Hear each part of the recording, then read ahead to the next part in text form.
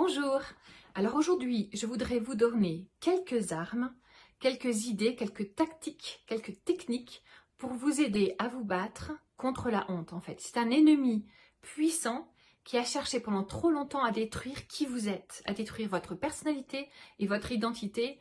Aujourd'hui on peut décider que ça s'arrête. Vous allez commencer à vous équiper pour pouvoir combattre la honte.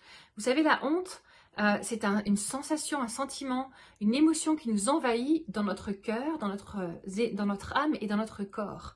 Apprenez, le premier point, c'est apprenez à reconnaître les triggers, les déclencheurs, les choses qui vont déclencher la honte à l'intérieur de vous. Les phrases, les réflexions, les sujets, les attitudes des autres. Ça va déclencher quelque chose à l'intérieur de votre cœur et de votre corps.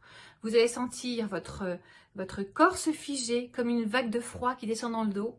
Le cœur s'accélère, le sang monte aux joues et on baisse la tête. Apprenez à reconnaître ce moment-là. Quand vous le voyez arriver, quand vous le sentez arriver dans votre cœur, faites un pas de recul, allez dans une pièce à part s'il faut, respirez. 10 respirations profondes pour laisser retomber le pouvoir de la honte pour que vous puissiez ensuite l'analyser. Ce qu'on appelle le reality check. Donc on regarde en face la réalité. Ok, peut-être que la honte, elle touche mon poids. Je vais prendre l'exemple du poids. Peut-être que la honte, elle touche mon poids et que quelqu'un a fait une réflexion sur le poids de quelqu'un et que je me suis sentie directement attaquée dans ma valeur, etc. Et que j'ai senti ce poids qui me fait baisser la tête. Le reality check, donc regarder en face la réalité, ça nous permet de mettre des mots dessus. Sur le moment où on en est dans notre vie et la réalité de ce que je vis. Est-ce que mon poids, ça définit qui je suis? Est-ce que ces kilos en trop diminuent la valeur que j'ai, etc. On met des mots dessus en se parlant avec compassion. Dites votre prénom, Rachel. Ta valeur n'est pas attachée au nombre de tes kilos.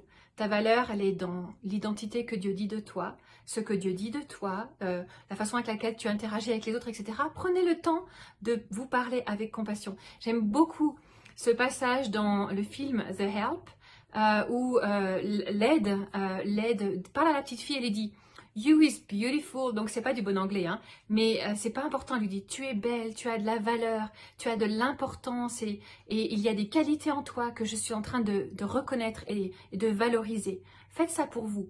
Et puis le troisième point, allez raconter. Trouvez quelqu'un dans votre entourage qui vous aime et vous savez qu'il y aura de la compassion pour vous et allez lui raconter ce morceau-là de votre histoire. Tu sais, quand quelqu'un parle de mon poids ou des kilos en trop, ça m'affecte au plus profond. Ça touche mon identité.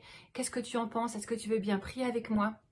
Et cette personne qui vous aime et que vous aimez va pouvoir mettre des mots remplis de compassion sur votre identité à nouveau.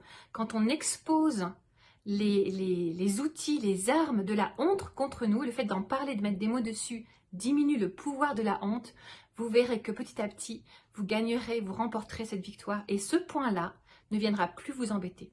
Ne laissez plus la honte gagner sur vous. Reconnaissez les triggers, les déclencheurs, prononcez des paroles de vérité avec compassion sur vous-même et demandez à quelqu'un qui vous aime de faire la même chose pour pouvoir décapiter la honte et l'éloigner de votre vie. Que Dieu vous bénisse.